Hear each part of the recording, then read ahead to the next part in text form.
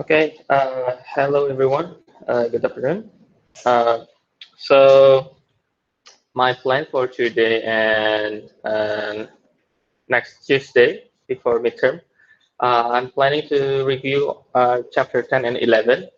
So for today, I will review some exercise on your textbook. So if you bring your textbook, you can check the exercise. I'm planning to maybe some exercise from chapter 10, especially 10.4 and chapter 10 review. Also, chapter 11 review. If we have time, we can maybe check another exercise from other examples. Now, uh, let me just review a little bit what the topics will be on your midterm.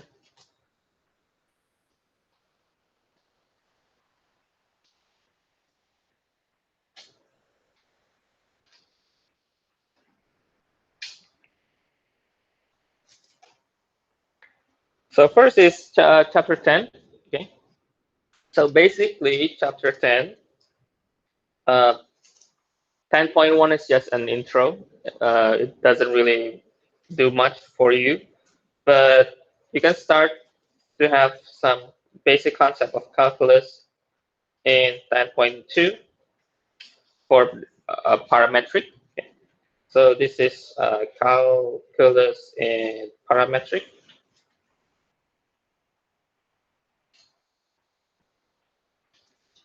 Parametric equations. So basically, what does it really mean is 10.2 is just the same calculus 1, but uh, different dimensions and space and dimensions. Okay, so usually we are just evaluating dy dx. Now you are including dy dt and dx over dt. And usually you are integrate y and dx like that. Now you are integrating the uh, with inclusion of dt, the parametric. Okay, and also same for the arc length. The surface is the same. Uh, the difference is if in the parametric you will have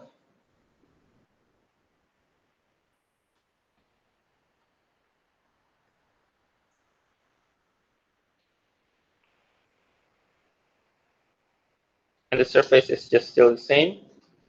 I think the surface is having a special restrictions also for the arc length.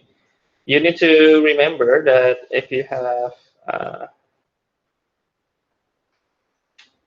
a graph, because parametric sometimes it can be a loop, like for example like that.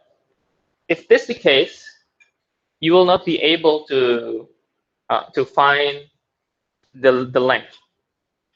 Okay, in order to find the length, one method is to maybe uh, um, separate this, and this, and this. But that will be, I think, takes too much time. So usually in your textbook, the arc length or the surface, they will be measured at least uh, uh, they will be no loop. Okay, usually that will be direct. Okay. But sometimes when you are maybe evaluating when it has a loop, like for example the cardioid, like that, the easy way to measure the arc length is divide by 2, because basically when you are looping like this, you are basically adding something and then minus something, so it will be 0. Okay. So the idea is if you are measuring the arc length, if you have like something like this, it's already, you know, the shape, it's the cardioid, maybe 1 plus cosine theta, or maybe other value. The idea is you need to evaluate from 0 to pi and then multiply by 2, because the other one is the symmetric. Okay, that's just a side notes for you. Because the restrictions is you need to trace the curve only one time. Okay? So you will not be able to going back, okay, eventually. Okay?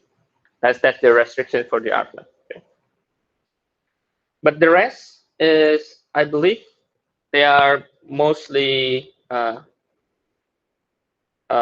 they work still the same. Um, Another thing is the second derivative. Okay, so for the tangent line, you know that you are looking for dy over dx, right?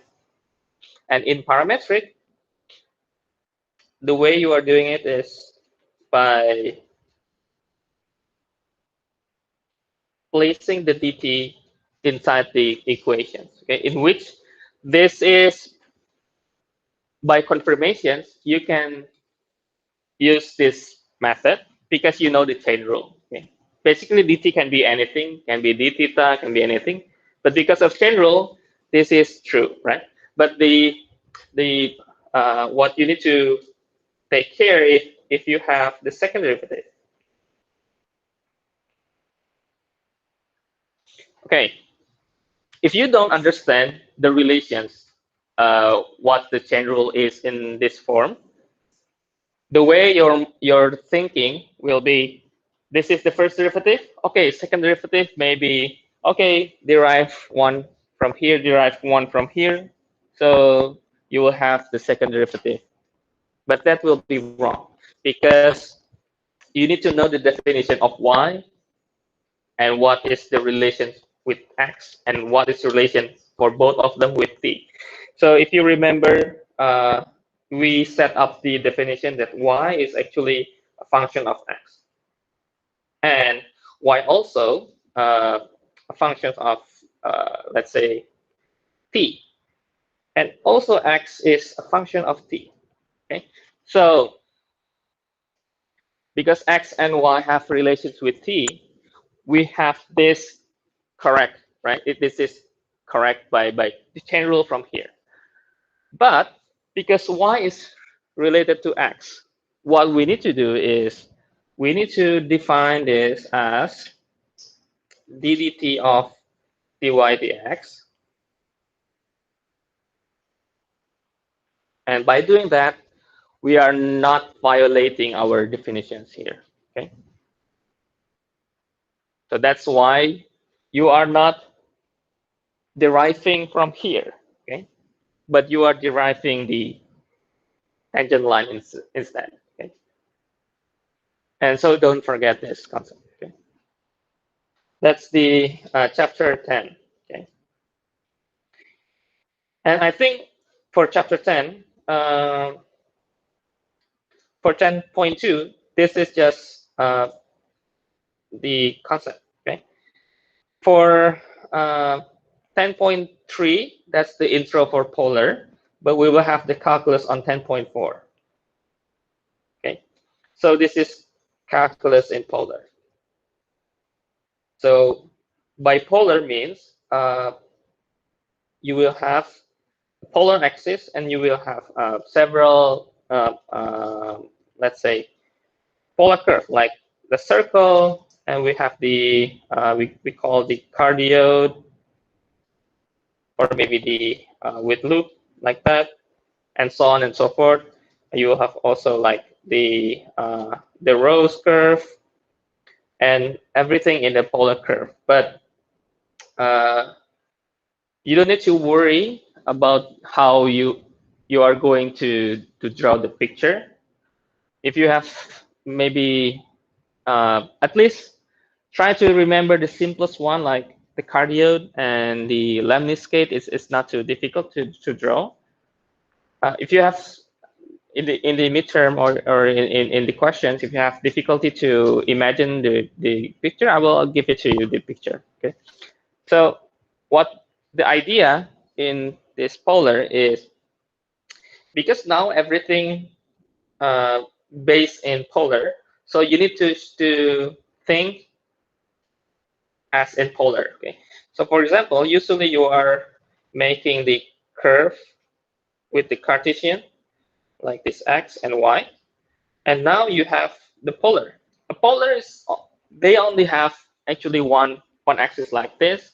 It's called the polar axis, but usually you can add another axis to help you to draw like that. But it's just a line to help you imagine the curve. Okay, but the way you are seeing this curve, how it traces is, you need to think like a polar. So from angle 0 to pi over 2, maybe let me draw it like this. So it's going up here, going here, going here. So every time the red line is tracing the curve, it's moving based on the angle. Okay, and it's going back to 2 pi and going back to the original place. Okay, so that's how you are seeing the polar. And all the rules, please do remember. Uh, of course, if you are see the polar here, usually the polar have the r and then function of theta, like that, the functions. And because if you see the polar here, it's only mentioning the angle, right? So there will be no definite negative in the axis. So what is happen when the radius is negative? It goes behind what you are tracing. Okay, so that's the rule. So if you need to remember that, please remember. But for the picture itself, if you find it difficult for some parts, like maybe it's too complicated, because some picture in the textbook, sometimes it's like, for example, you have the rows, and you have also maybe the inner loop. It can be combined together, and sometimes it's a little bit complicated. So like you have like this, but it's going maybe 5 or 6 leaves. Like its loop has having more than one. It can be done, but uh, I think if that's happened, I will give you the picture instead. So you don't need to be worry about the picture. So that's the polar. So and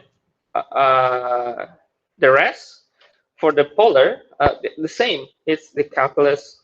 So you're finding the tangent line, right? And finding the area, the the length also. And how you find it is actually similar to what we've done in the parametric, but because now you have r, then you need to define with this new function here, just changing with the r. Okay? And yeah, for example, like the area, you can imagine the area if you like maybe really don't have any clue how to find the area. Remember the circle, and you cut the circle like a pizza, and this sector is the way you are seeing the area. Okay? The sector is, and multiply with the angle, right?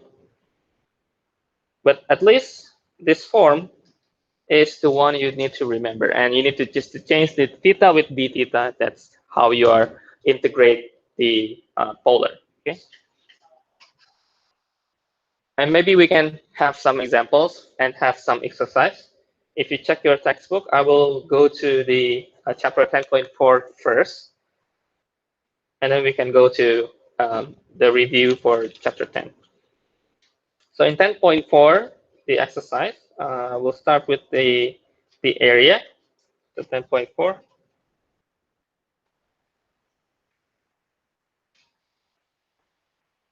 Let me check.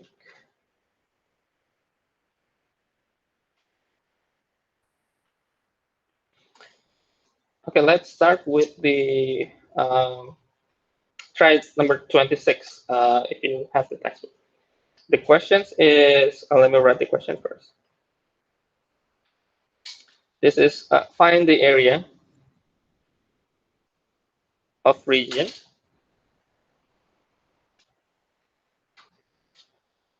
that lies inside the first curve. The first curve. And outside second curve. So the first curve is on the left. Okay, like for example, this first curve is this, and the second curve is this.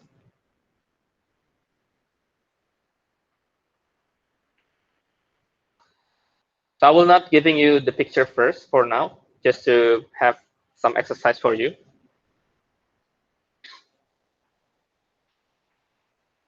So the way you are seeing the curve before you are doing some calculation is you need to see, for example, 1 plus cos theta. If this is A, this is B, this is the same one, right? So if you have the same A and B, it will be a cardioid. Okay, a cardioid. And now you have plus. Remember that if you have a circle, if you have the circle,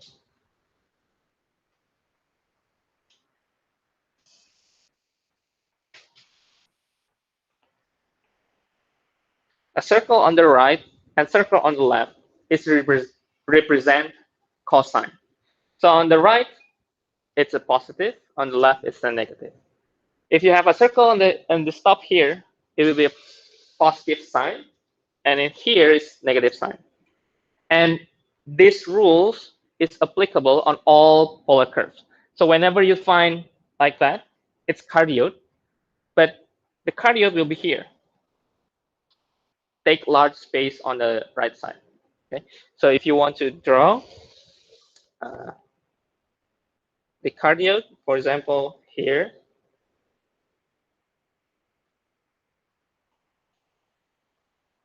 yeah, for example that.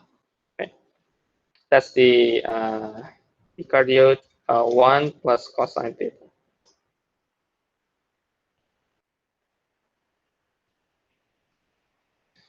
Oh, I think I need to move this a little bit to the middle and bottom.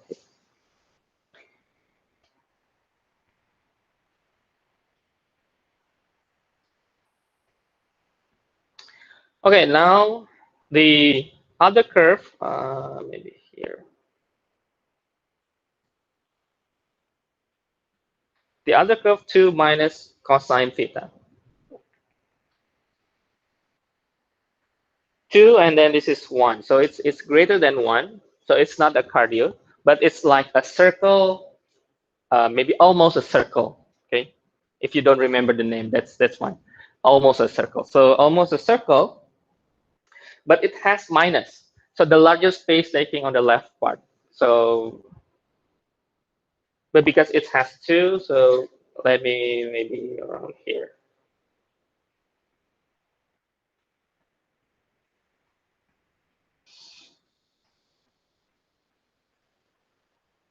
Okay, let's say that's almost like that. Yeah. Actually, it should be more similar to circle. It should be, but yeah, should be like, yeah, like that. Okay. But I hope you understand what I mean. Okay, and the questions inside the first curve. So the first curve is the blue one. So inside this, but outside the second curve. So here, right? So this will be your region to find.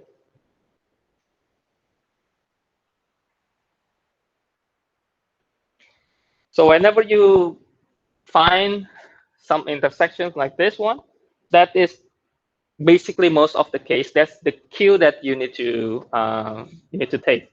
So you need to take these intersections and find the area with that intersection. Okay, so maybe we check the intersection. So intersections, let's just equaling both,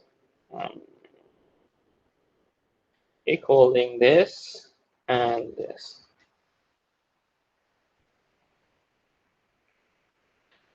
So 2 cos theta is 1 cos theta is half. So theta can be pi over 3.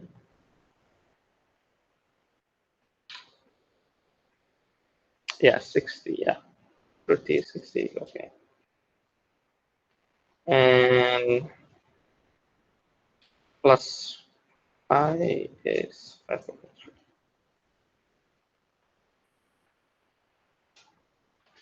So this will be pi over 3. This will be 5 over 3 pi. And let's use this this angle to check our area.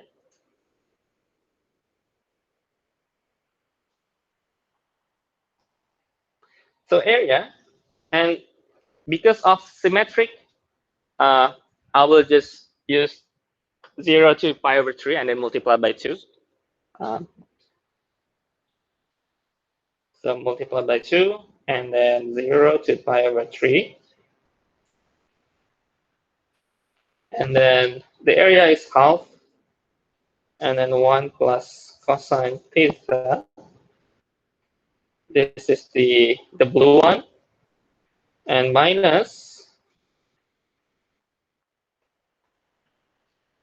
let me make half outside here, okay.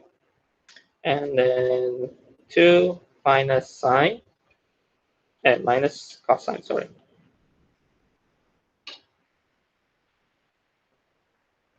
Okay.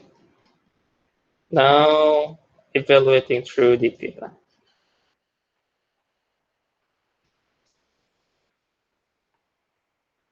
Okay.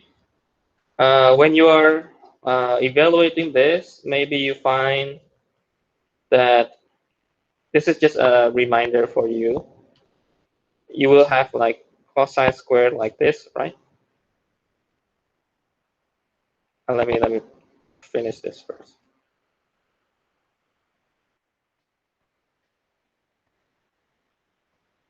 Oh, because it's having a minus, so let's check this first.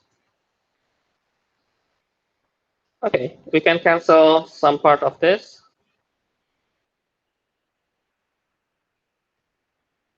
So 6 cos theta minus 3. The other is just canceling. So this is pretty nice, not really that bad. So integrate this, become 6 sine theta minus 3 theta from 0 to pi over 3.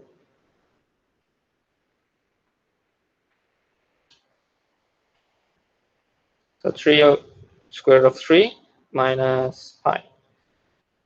Okay, not really bad. Okay, so calculation is also not too difficult.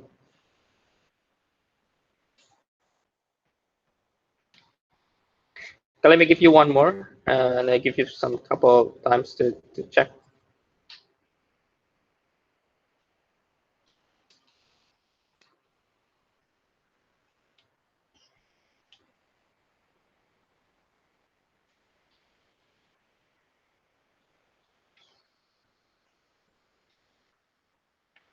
Okay, the next example from let's try number 32.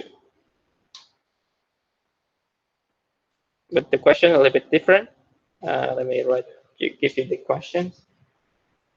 Find area of region that lies inside both curves.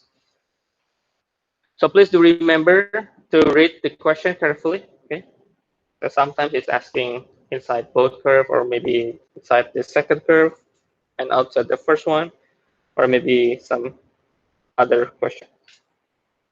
So this will be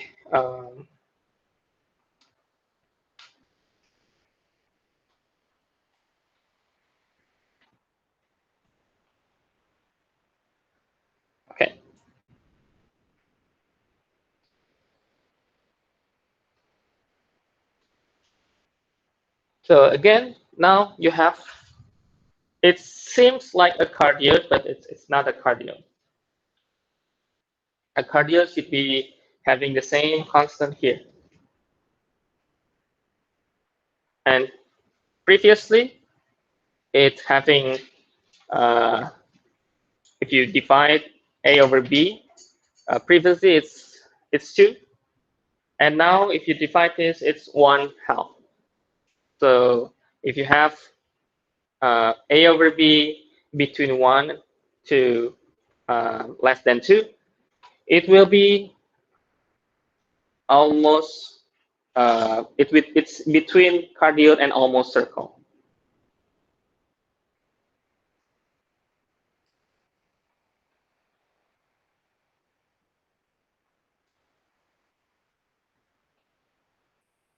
Okay, let's give you some time to check the answer. It has some calculation for the integration, but the result is, I think, not really that bad.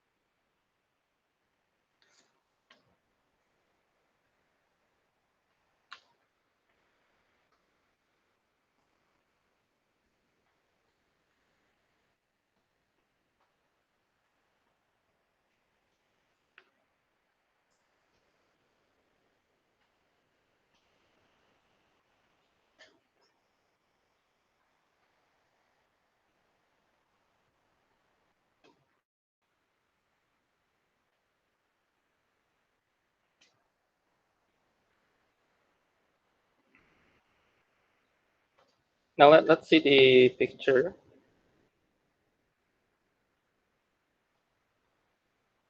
Okay. If you have cardioid, you will have like this, right? Like previously I mentioned. But now it's not a cardioid, but it's more than cardioid, almost a circle. So it will be, for example, maybe around here.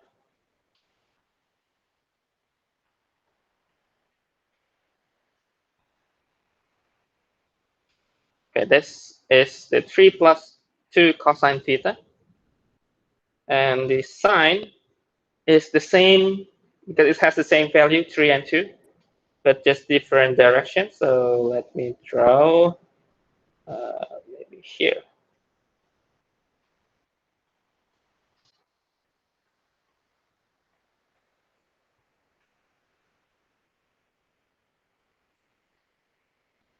Okay, maybe like that.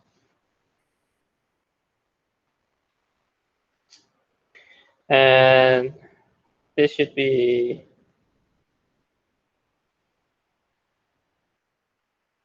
yeah, should be the intersection.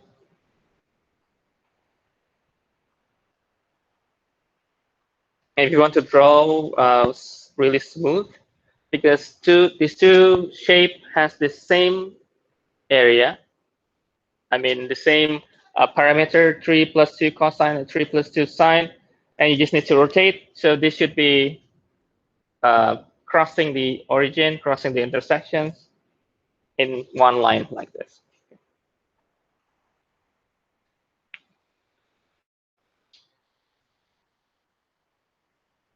And we can check the intersection.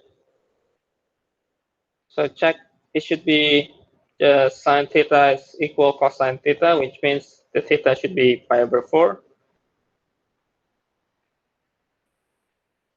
Or the other theta is 5/4 pi.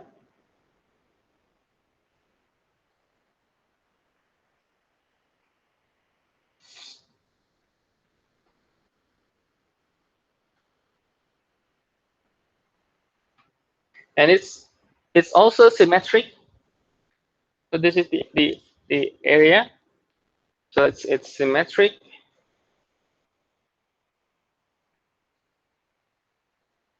So this is what we are looking for, the area, this area. And because of this symmetric, we can evaluate just one of those. So either using 3 plus 2 sine or 3 plus 2 cosine. Let's multiply 2 with pi/4 until 5/4 pi. Let's maybe 3 plus 2 cosine theta squared and then half.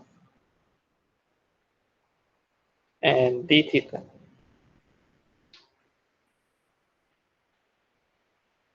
A little bit calculation here. So 9 plus 12 plus 4. Okay. Another tips for you, because in the polar, in the calculus polar, you will always see cosine squared, sine squared, okay, mostly cosine squared. You need to replace this with double angle formula, okay, and then that way you can integrate easily, okay. So the double angle formula, if you are not familiar, you need to at least have them in your mind. So let me write all the double angle. So the basis for the double angle is this, and you can have this form. Wait, wrong. And this form.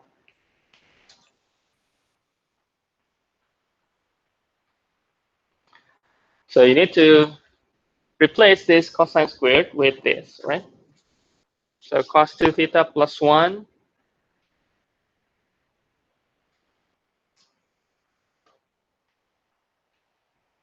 So replacing that,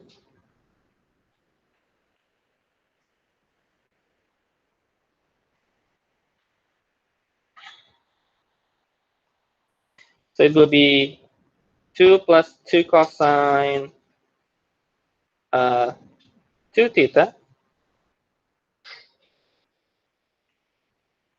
And then we can plus this with the rest of the equations.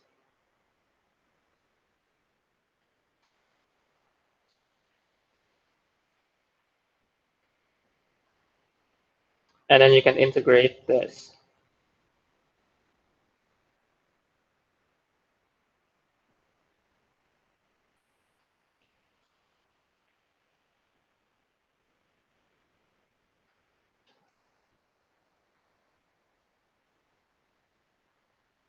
There's a little bit calculation here.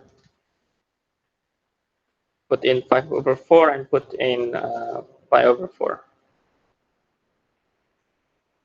The result should be 11 pi minus 2 squared root 12, sorry.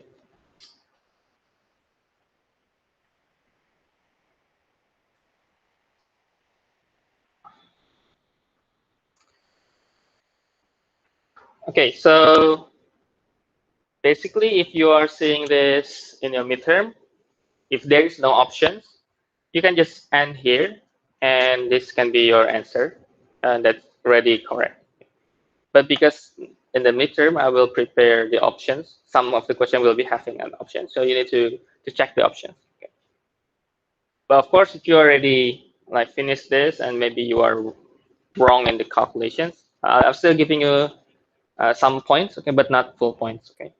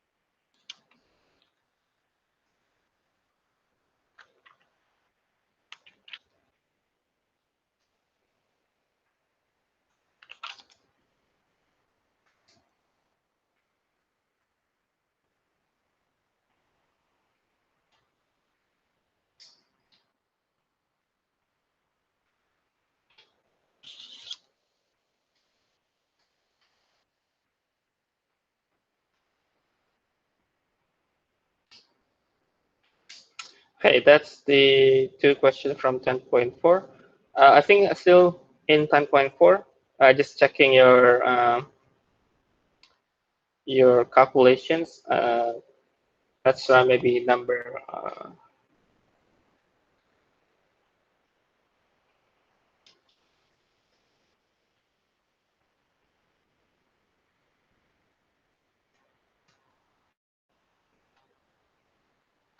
66. So this will be the slope. So find the slope of tangent line to the given polar curve at some point. So 66 um,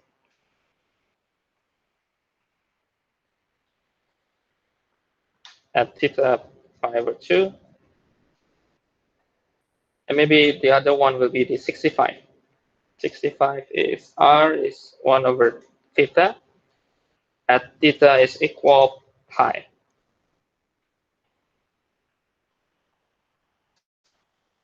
Okay, so the first one, the curve will be sine theta plus 2 cosine theta at theta pi over 2. The second one will be r equal 1 over theta at theta equal pi. Maybe the first one here, the first one.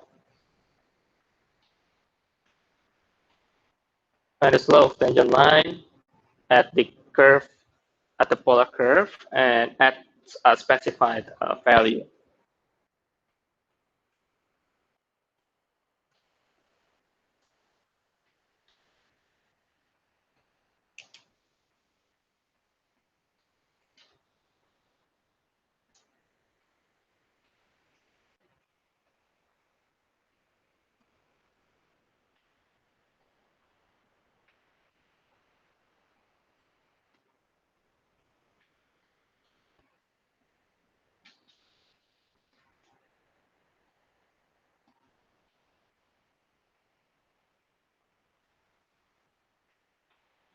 And also in the tangent line,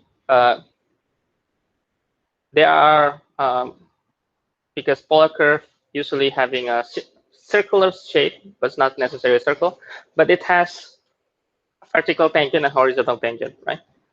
You need to also check or review that. Okay.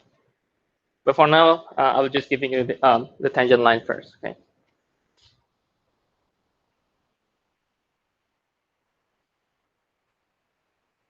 So the tangent line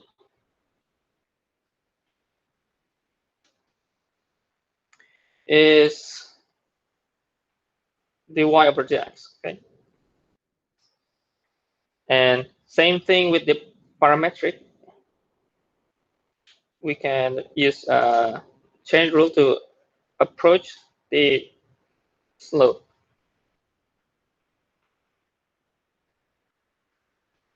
Okay. But in polar, because you only have r, the polar curve, you need to define y and x. Okay. So we need to write y and x. So y will be r sine theta, and x will be r cosine theta.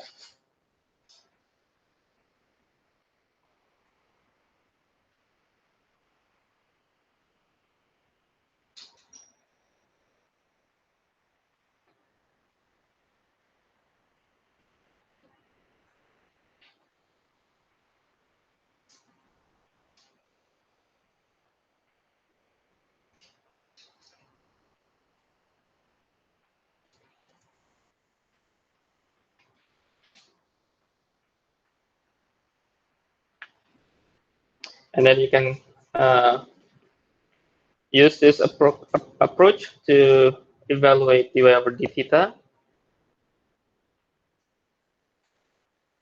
So let me let me write all the formula.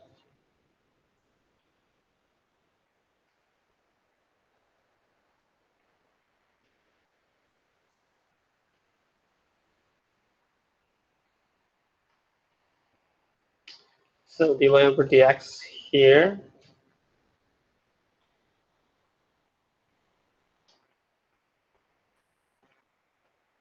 will be, oh, let me just write down all for you.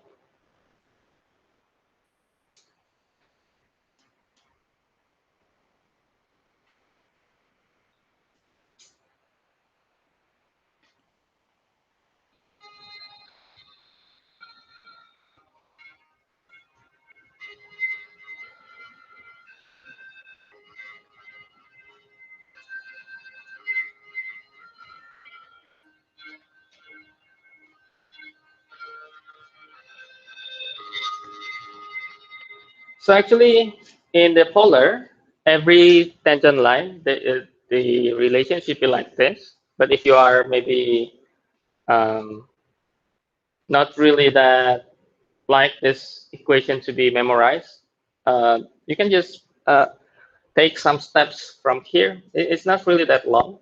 So from here, from y equal r sine and x equal r cosine, deriving both to theta, and you will have these relations here.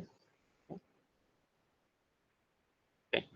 So how we get this is by the product rule.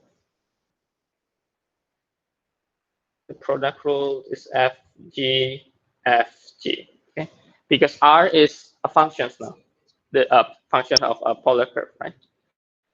So by a product rule, differentiate, and we get this. And after you get this, what you need to do is you need to just replace dr d theta from our calculations and replace R from the information and evaluating. And after that, plug into theta equal pi over 2. Okay. But I believe you can do it. Okay. One thing you need to be careful is just take care of your calculations.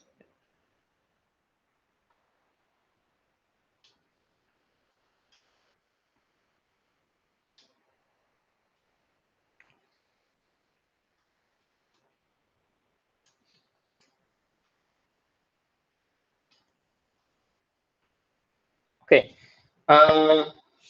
I believe number 65 also same. So despite it's just having 1 over theta, it's still a polar curve. So if you see here, the r over d theta will be minus 1 over theta squared. Okay, and same thing, you can relate to this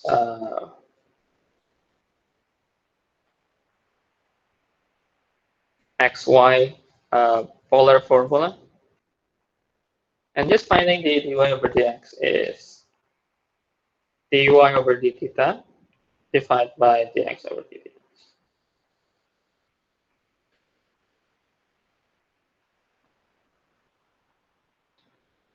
And then the same thing, like the left part here, you will get the calculations in the middle, plug in pi over 2, and you get the answer.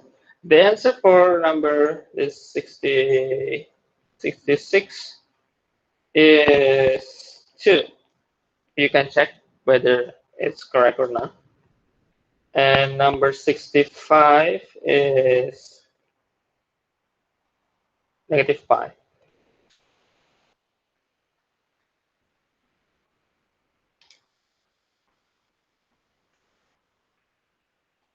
Okay. And I will leave the calculations to you to check and to exercise. And now we move to chapter 11. So for today, I will give you like a couple of questions from the textbook. And next Tuesday, I will give you exercise from other examples, not from the textbook.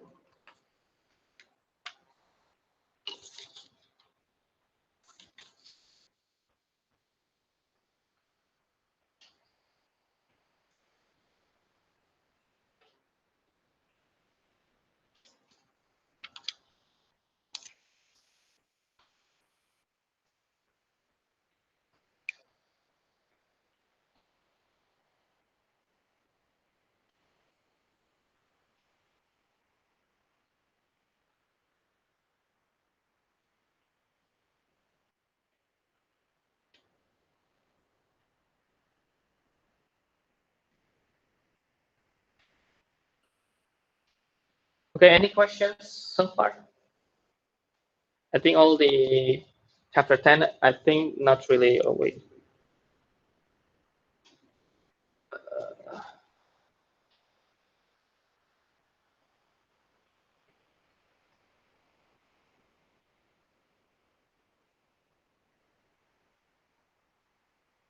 Okay, chapter 10 is not too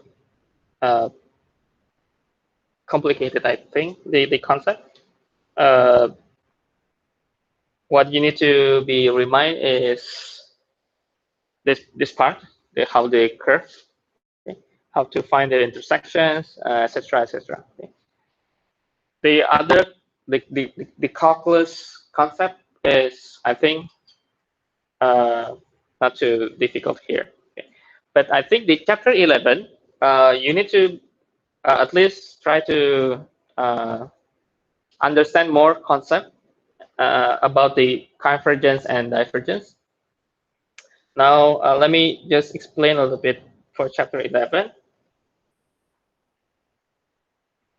First is you have a sequence,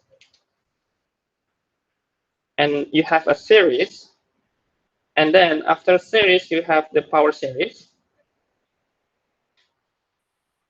A sequence is if you just have a set of order, like A1, A2, A3, okay, and you can figure out how to find some pattern in that sequence, and how to make it make sense to you, like how to make it converge or diverge, is if you are having, for example, the number is continuously increasing like this. Then at some point, at n equals some 1,000, 1 million, it will be 1 million. And if it is increasing, then it will be infinite, right?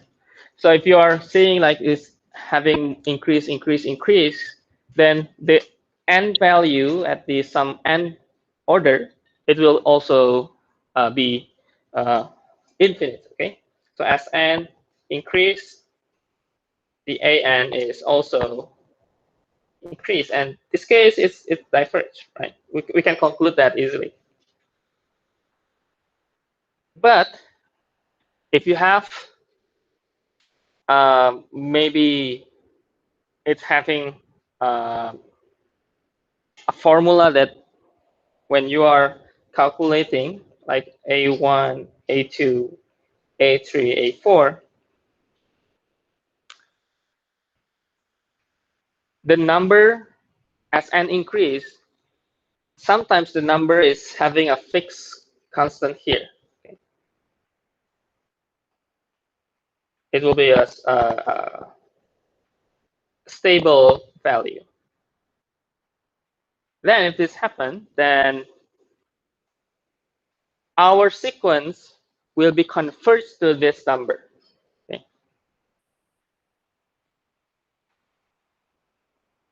So in terms of seeing this sequence, we can rely on limit. So as n increasing, approaching infinity of the sequence, if it is approaching some value L, then it will be converged. Remember, this is a sequence, not a series. Okay, that you need to be careful. Okay. Now, if we look at this series, okay, what is the difference with the sequence? The series, I mean here.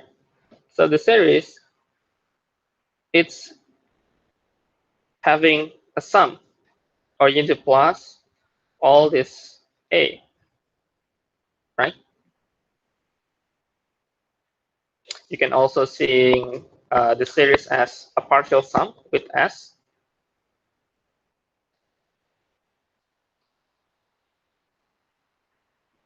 But seeing this series, okay,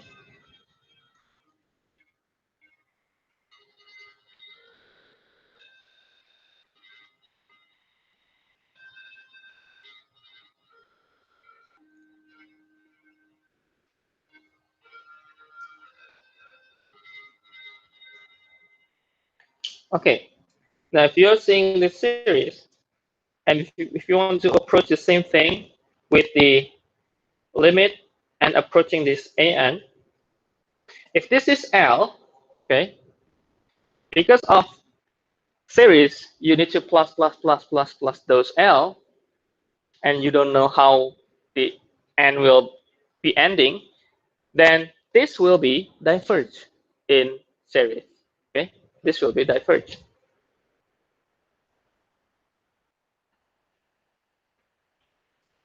Or in more specific methods, if you have limit and it's not equal 0, this will be diverge. And it is the definition of the divergence test. So the first test you can think or you can apply is divergence test. So if you have a series, the first thing you can do, check this. And if this is not 0, you can directly answer it's diverge. But then we also have questions. So what will happen if this is 0? Does the series converge? Okay, what will happen if this is not 0? It's diverge. But what if this limit of the sequence is 0? What's the series will be? Converge or what? Yeah, we don't know. We don't know. So it's not a reversible. Okay. So remember, it's not reversible. This is true, but this is not always true. This is sometimes true, but you need to back up with other information or other methods. Okay, that's why we have several methods from the alternate series, integral test, ratio test, root test, and so on and so forth. And I think we can apply them next in the exercise. But before we go into the exercise, let me give you another point. We have also power series. Power series is basically derived from this expression. And this is actually from our sum of geometric.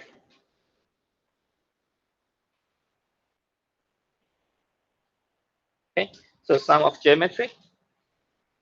And what power series means is, aside from n, we can also have some x. Okay, so we can usually in terms of sequence, usually we have just n, right? But in power series, we will x and also n. But because it's series mean it will increase from n, for some n maybe equal 0 or equal 1 until some infinite. This n will be observed through limit, right? That's why we have still have a limit. But this x is not. This x is not. So we will know how much interval x will be converged or maybe diverged. Okay, so that's why we have the one called the radius convergence and interval of convergence. That is the convergences that x might be possible. Okay. Okay, let's go to the exercise. I think it's more. This will be more understandable in the exercise. So maybe the first one is the sequence. If you have the chapter 11 review, let's just review some parts. So determine whether the sequence converge or diverge.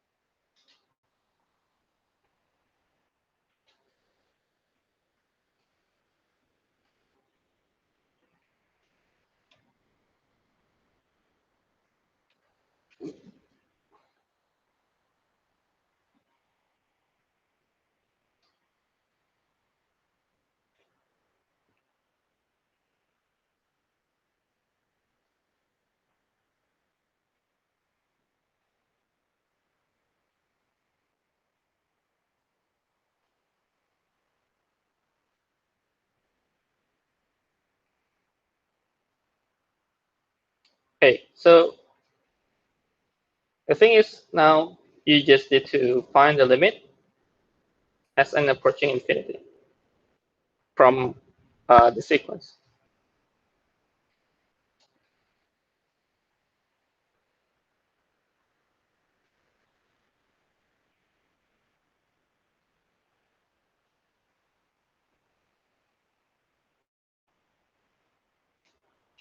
And the second one is a little bit tricky, but if you remember how to solve some limit problems, then basically we are doing limit and the calculus one. So if you have a set of equation here with some order here, we can place down this 4n to the front if we have ln, right? So we can do that also. So make it this into other functions, maybe a equal this, and then we add ln to make the for n going down. And the rest will be a limit problem. Okay, so the first one, I think this is not too difficult for you. If you see, this is n cubed, and because cube is higher than the order of 2, we can just conclude that this is divergent. Obviously, this will be divergent.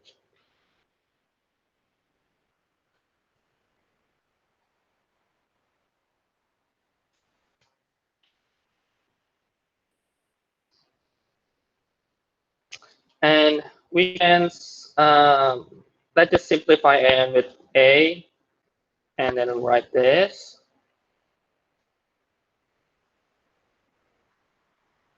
And then take ln here and here.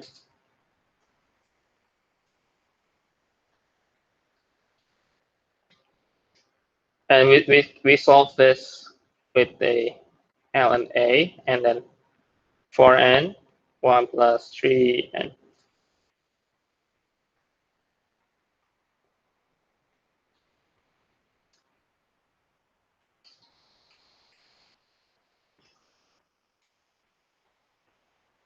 And then giving limit.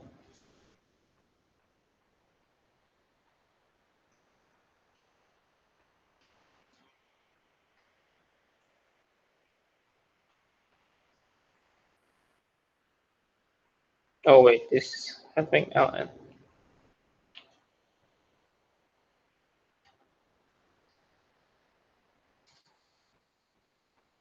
So ln, and then 1 plus 3 over n.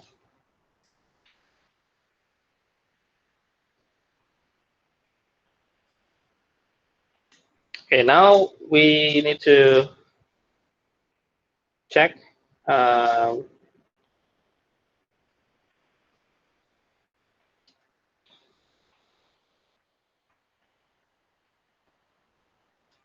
if you remember the limit, how to make the limit make sense is we need to make it 0 over 0 or infinite over infinite situation so that we can make a L'Hopital rule.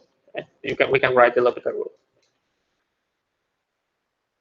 And if you see here, if we are make it like this, it will be 0 over 0, right? So we can use L'Hopital rule. Okay, so this is a review from your calculus 1 actually. Okay. So make a L'Hopital rule. So ln 1 plus 3 over n will be 1 over 1 plus 3 over n. And don't forget to multiply with the chain rule. Okay. Usually, most of you forget this. Don't forget to multiply with the chain rule. Okay. And the bottom part will be 4n squared.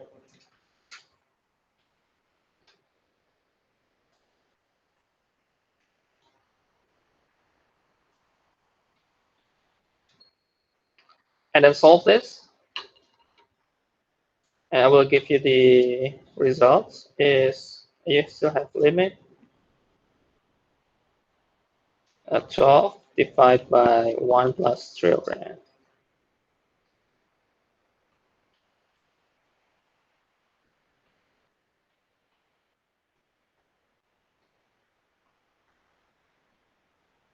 So 3, 4, 12, yeah. Minus become positive. Yeah. So it's equal 12. But don't forget, this is the limit of the ln, right? So let me write here. So limit of a is limit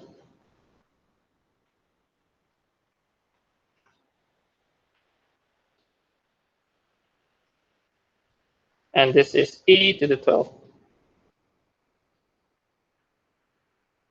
If you're asking the value, and maybe you'll forget that, and then you answer 12. That is the ln form you need to bring back to the original equation, okay? E to the 12.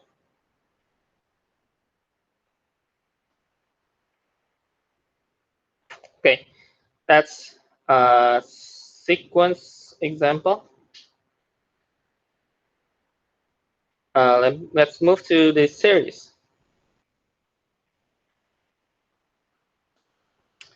So determine series converge or diverge.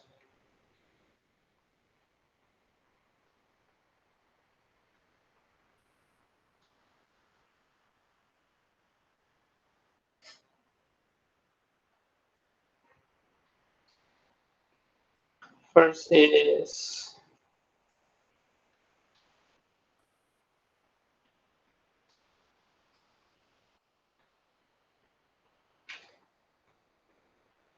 okay, and I will upload the notes in the Moodle, so you can review if you feel I'm too fast, you can review the notes. Okay, but at least I hope you know the steps. Okay, you know the steps how to deal with it. Okay, the details you can check in the Moodles next next time you see the attachment. So this is so at first it's just this, and then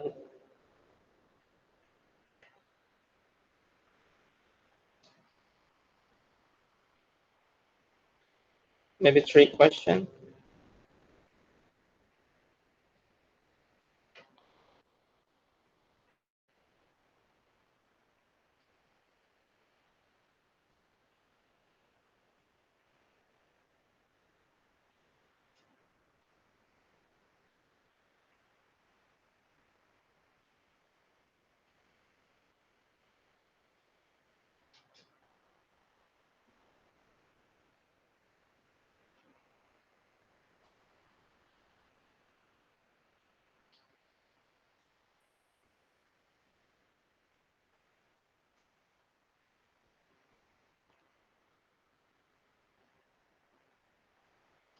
Okay, there's 3 questions. Find whether it's a converge or diverge. I'll be giving you some couple minutes, 3 or 4 minutes to try first.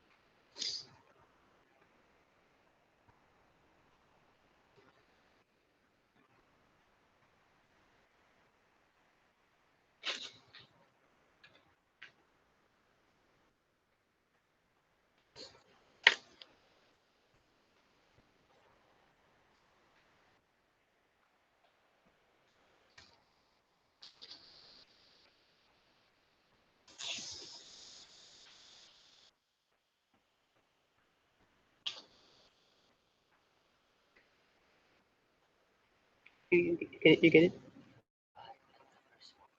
Okay. That's not absolutely, yeah. Yeah, you can compare, but because it has -1.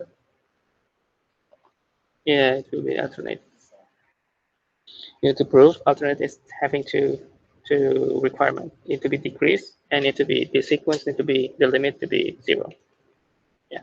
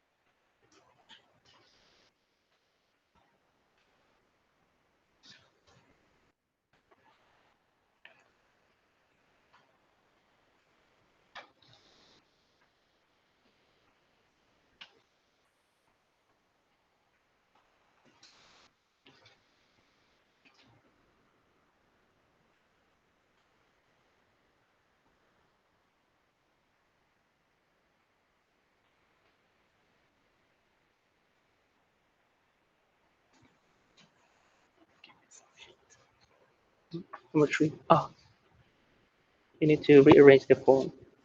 Yeah. This almost you get it. You need to multiply with the plus. Yeah.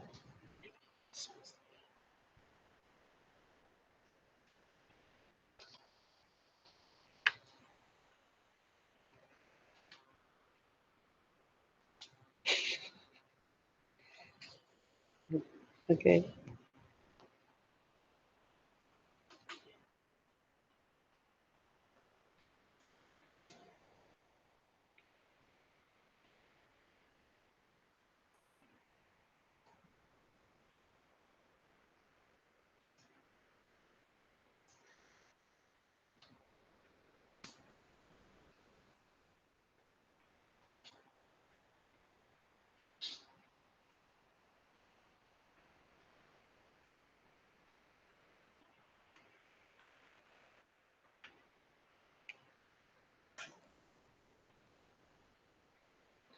Okay. So if you already try some calculation and check the converge or diverge, all these three is converged.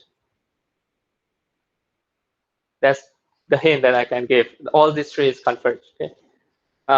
Maybe we can see from the first one, because the first one is I think the simplest one. It has -1. Okay. So whenever you find this -1 with power of n, and you have square root of n plus 1, first thing you can think, okay, maybe this is, okay, alternate series. Maybe we can do some alternate series. Okay. So the first thing for alternate series, okay, let me write here.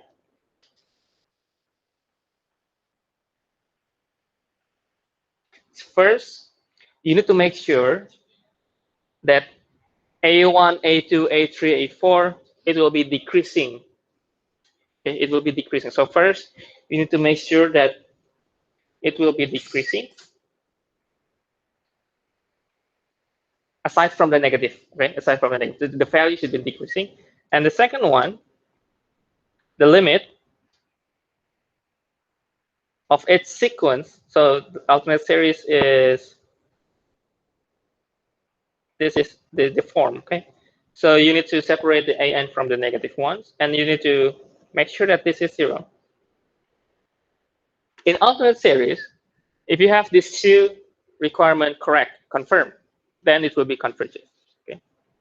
And if you check the form here, of course, if you increase the n from 1 to 3, it will be going decreasing. Okay. So A1 is 1 over square root of 2. A2 is 3, 4.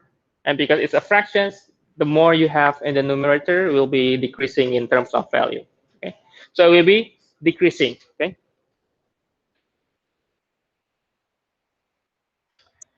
So by doing that, and you are seeing the when you have the limit is equal to 0, then this will be converged.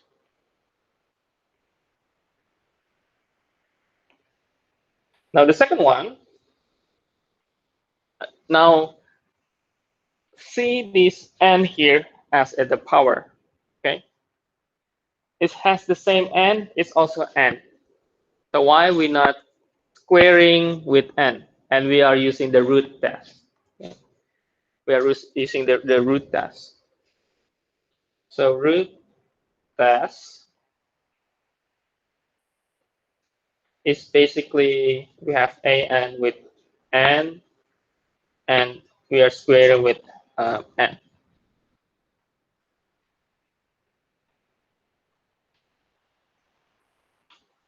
This should be absolute value, sorry. So we are squaring this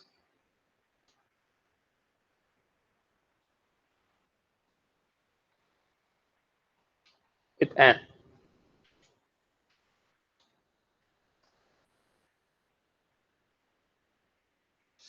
Leaving this with limit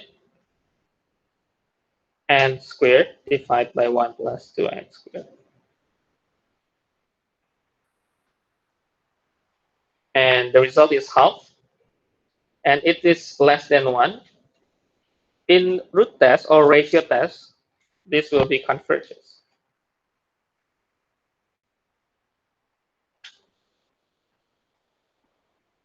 So root and ratio, the conclusion is the same. When the result is less than 1, it is converged. When it is greater than 1, let me just write for you here. If it is greater than 1, this will be diverged. Okay. And if this is equal 1, it's inconclusive. You need to try other method. Okay. So ratio also the same, root also the same. Conclusion. Okay, now see number 3 now.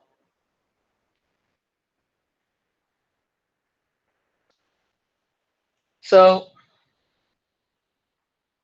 the way you are seeing this, the fractions here, because it's having the square root, it will it is becoming a troublesome for you to, if you maybe checking the other comparison with other series, because of this square root, it's having a problem. One thing that you can do before trying the method, you can rearrange the form. Rearrange the form. Okay, this is also some tips for you. So first is you can multiply with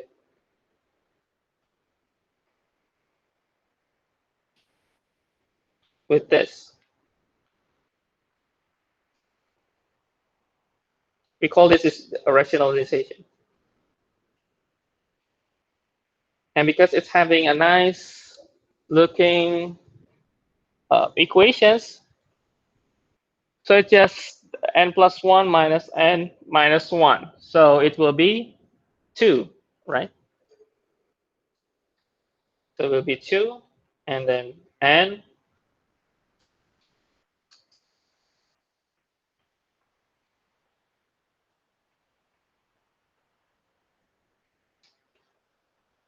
Okay.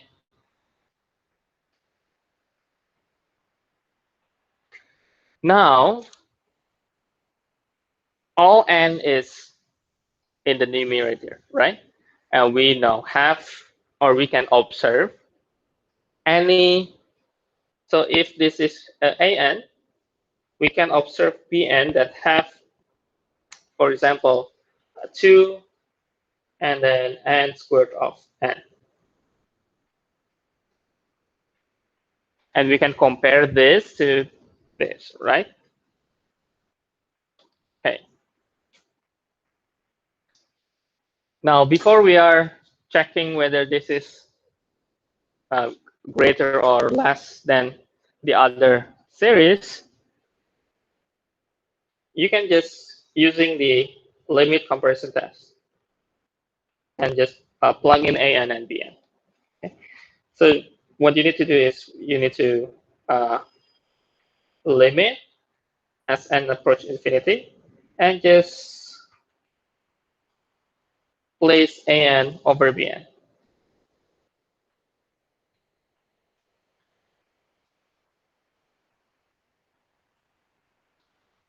So 2 over n and this whole thing here, divide by 2 over n, this thing here.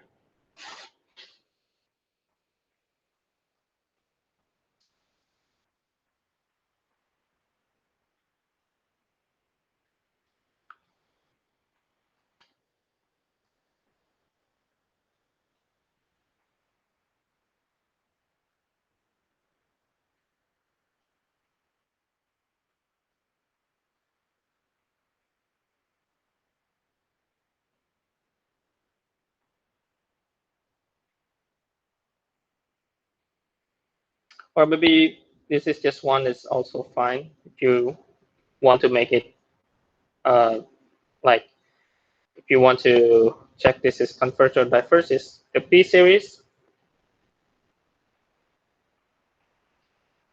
So it's converges because P is greater than 1. Then check this. This will be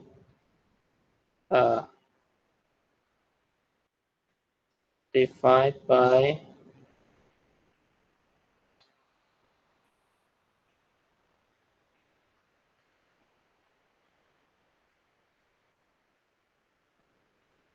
and this is a positive, right? Positive number. If you want to use just a 2, it's also a positive number, the result. And since the Bn converge, then An also converge. Okay, if you are maybe want to review how the method is about, you can check. It's called the comparison test, specifically limit comparison test.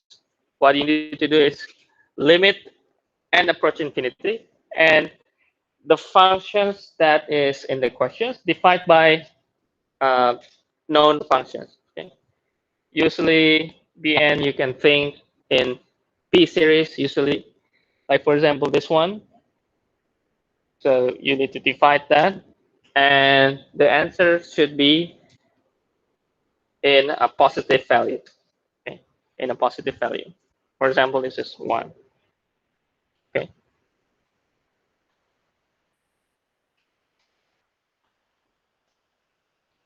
Okay.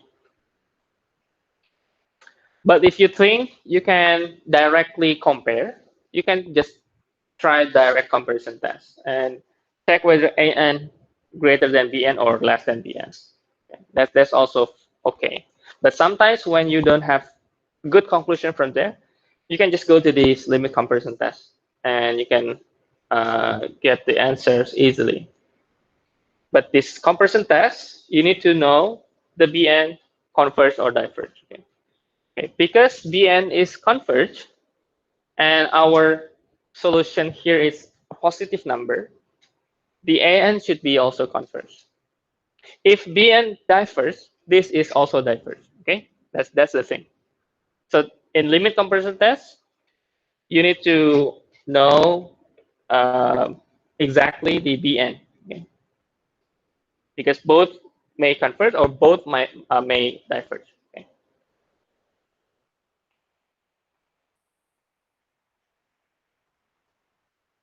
Okay. We still have time. Let me give you what type of question that might be in chapter 11.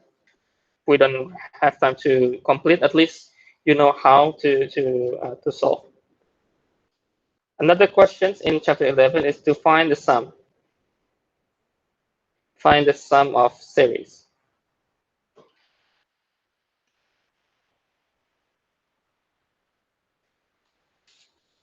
Let me give you two examples here, but I think I will not explain all. This is the first one. The second one is you have this kind of addition.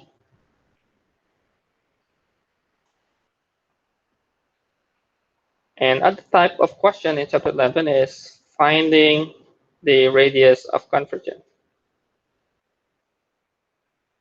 and interval of convergence.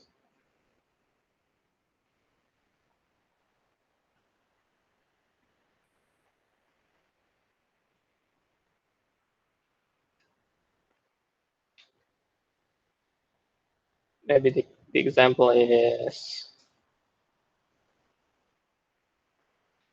I think to find radius of convergence, the typical question is not too difficult. Let me start from the radius of convergence here. Okay. So to find the radius of convergence or an internal of convergence, the first thing you do, this is a power series, so you have x and n. Okay.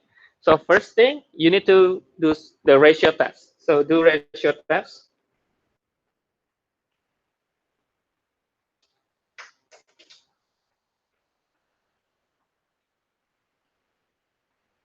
And check the result using the limit. So based on our equation here, you will have, for evaluating the limit, you will have the n and you have the x, right? So for the n, you can evaluate the limit. Usually if it is good, it will be 1 and you will have the interval. But sometimes it will be 0 and you can just mention that radius convergence is infinite. Okay. So maybe this is, let me write this is equation of n and some x here. Okay. So if this is 1, then you will have a good interval here. For example, x less than some value, and you will have this interval, right? And this is not the final answer. You need to check the final answer. So each x you need to check. So check the endpoint. So if it's included, then you need to give them equal sign here and here. Okay. If not, then you can exclude them from the interval. Okay. If this is 0, so if this is 0, then it will be all x that converge. Right?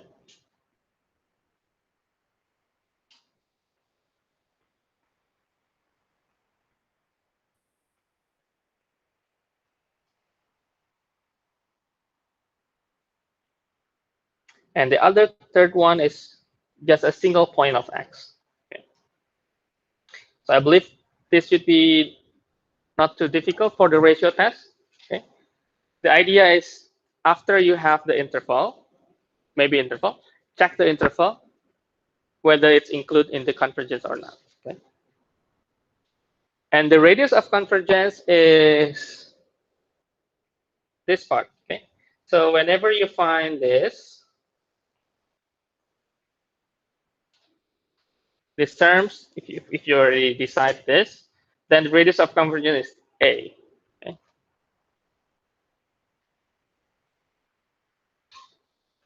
Okay, that's the first part. And now for this sum of the series, okay, for example, number a here, what can you do to check the results? First is you check n equal 1, 2, 3, 4, maybe 5 or 6 terms, how it looks like.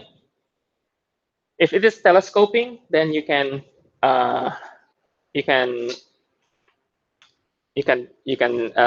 cancel the negative. But it seems there is no negative here, right?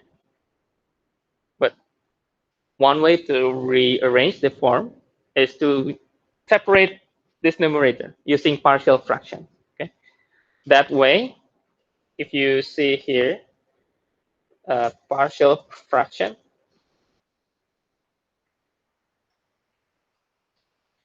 So partial fraction, I hope you still remember how. But let me just give you the result of the partial fractions.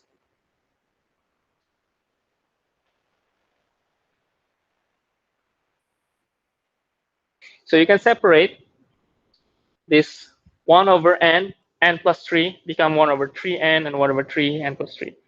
So basically, partial fraction, if you remember how to do it, this 3 it's come from our calculation for the partial fraction. Okay. So first, you need to make n and n plus 3. You make it like this. Maybe you make it assuming it's positive first, and then you try reverse the calculations and try to find the constant. And once you find the constant will be, this will be 1 over 3, and this will be 1 over 3 but negative. And that's why we have now these equations. Okay. So if you don't remember how to do partial fraction, please take some notes and check the calculus 1. Now we have this form now. Now we can check for several n. We can check from n equal 1.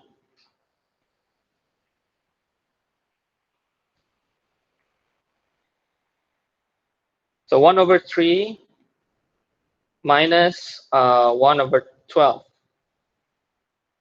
And then n equal to 1 over 6 minus 1 over 15. And you can check that out, several terms. And you will notice that you will have these terms.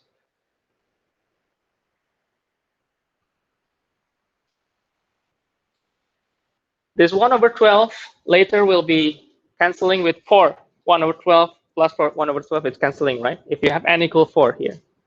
This 15 will be with 5 if we check n with 5. You can check that, and you can cancel this, and the rest will be 1 over 3 plus 1 over 6 plus 1 over 9. And then minus the rest at the very end of your calculation. So maybe 5 or 6n, that should be enough to prove that this is already correct, that our pattern is already correct.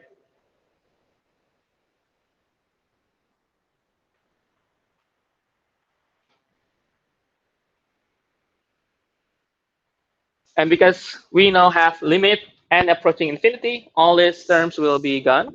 And we will just having these 3 terms at the very beginning, right? So this will be having a limit n approach infinity. And all these things will be gone. So the result will be the sum is 1 over 3 plus 1 over 6 plus 1 over 9. So whenever you find a question finding the sum of the series, one of its way is to use the telescoping sum. And how to use telescoping sum? Basically, you need to make out this form, something minus something. Okay? And that way, if you add the n from 1, 2, 3, maybe 6 times until 6n, and you notice that, okay, when I have 1, I have minus 112. But when I have n equal 4, I have positive 112 too. So it will be canceling. So that way you prove that, oh, we can use the telescoping sum. And maybe 5 or 6n is enough. And to see it will be going this way. So the first 3 terms is that in our calculations, and the rest will be the last part of the equation. Okay.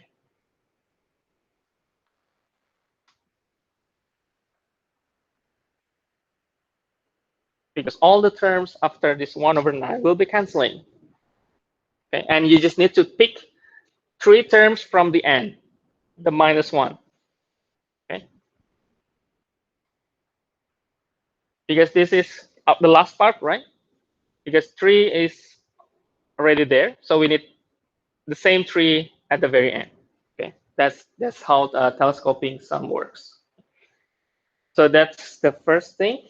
The second one is if you have this kind of form here.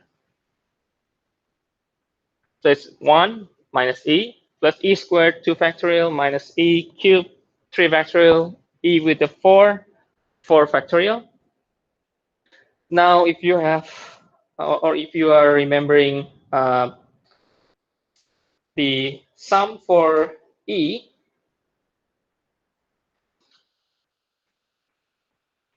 we can use the terms e to the x. If you remember, this is the same as x with power of n and n factorial, right?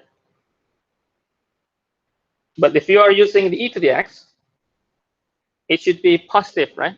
Plus, plus, plus, plus, plus. But in the questions, oh, sorry, it should be dot, dot, dot. It's positive, negative, positive, negative, positive, negative. So we need to replace our x.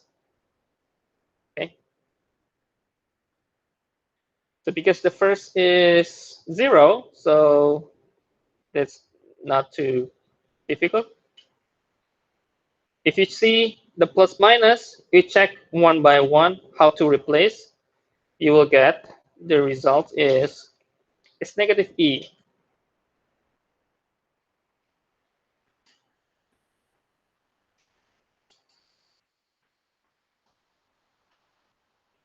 So the result is e with negative e.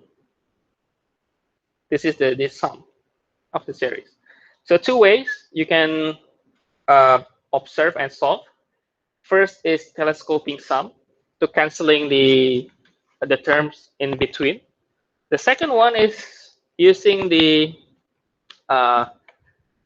sum in the Taylor and Maclaurin. Okay, and e to the x having this. And my suggestion is you need to try and maybe familiarize with the 6 functions that I gave you: e to the x, sine, cosine, tangent inverse, and then ln 1 plus x. Okay, because with those functions, if you have any kind of sum that you can relate to those 6, you can exchange and replace the x. For example, like this one, you have this, because it's similar to our form here, but the difference is just plus and negative and e. So the way we are doing it is we are replacing x with negative e. So the result is we are going to turn back to the sum is e with the power of negative e. Okay. Okay, I hope today's lecture covers most of problems in chapter 10 and 11. Tomorrow, I hope your TA also covers some parts for 10 and 11. And next Tuesday, I will give another point of view how to solve some problems and to prepare some questions for your exam. Okay. At least today's is covering most of basic formula for chapter 10 and 11. I will upload the notes later in the Moodle. So sorry for if you feel maybe too fast now, because I want to cover all the chapter 10 and 11. Okay. Okay. Any questions? Any questions?